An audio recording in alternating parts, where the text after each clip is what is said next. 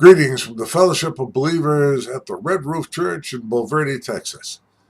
I'm Lee Harder, the senior pastor at St. Paul, wishing you God's blessings and an invitation to join us as we worship our Lord Jesus Christ. Our fellowship gathers for worship every Sunday morning at 8:30 a.m. for a more traditional style of worship, and again at 10:45 a.m. for a more contemporary flavor. We'd love to have you join our family.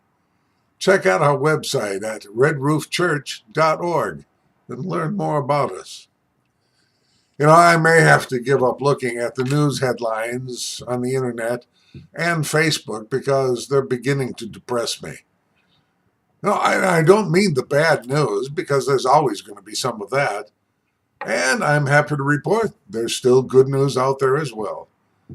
No, I'm thinking of the reports and stories that keep popping up about what our younger generation is and isn't doing.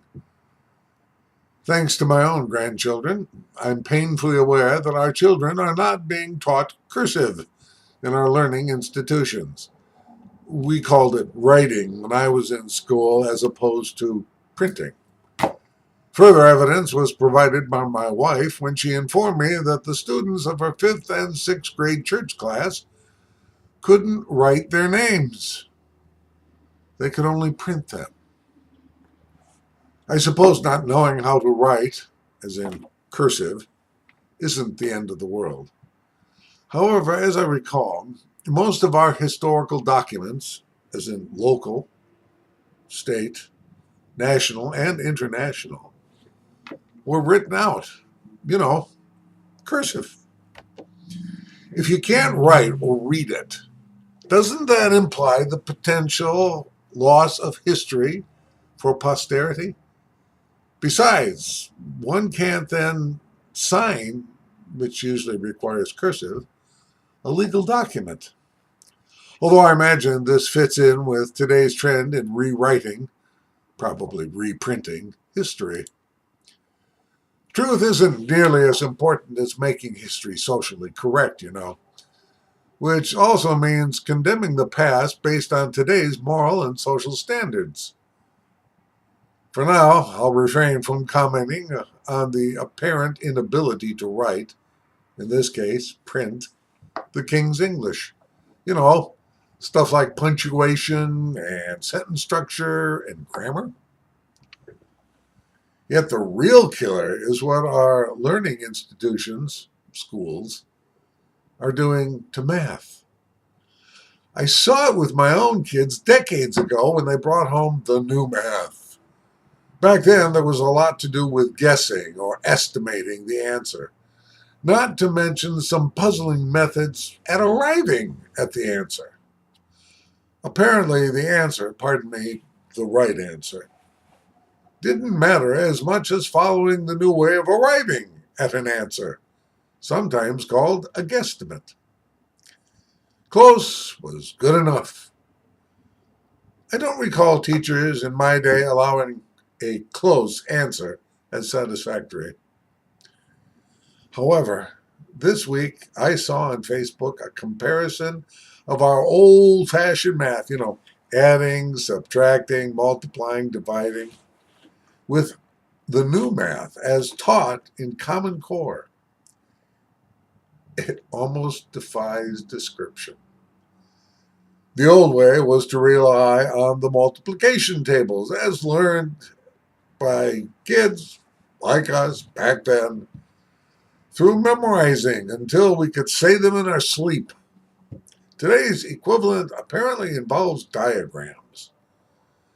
The old way, on the right-hand side of the screen, was done. Coffee was brewed, and the dog was taken out to do its duty while the new way continued to plod on the left side of the screen. There was an argument provided by a viewer that it was a training session for kids versus an adult doing the problem, and I won't deny it's absolutely true.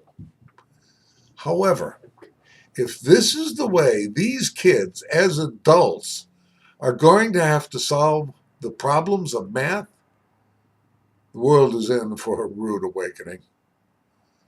It was the most ridiculous and time-consuming method I have ever been privileged to witness. This is what our children are learning.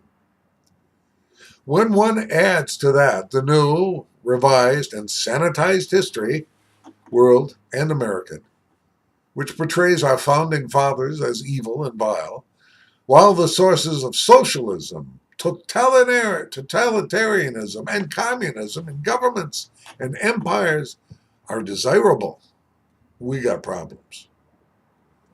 Nor should we forget the lack of English grammar in the classics, which provide a solid grounding in speech and language. Again, I repeat, we got problems. And just so we don't leave the church out, we no longer feel the need to have our children and youth possess a knowledge of what we believe as Christians, according to the Bible, as opposed to some politically correct agenda, and why we believe what we believe. I'm not blaming the kids either.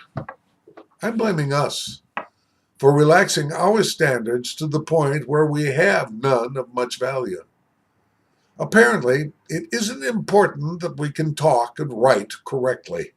It's called communication, in case you're interested.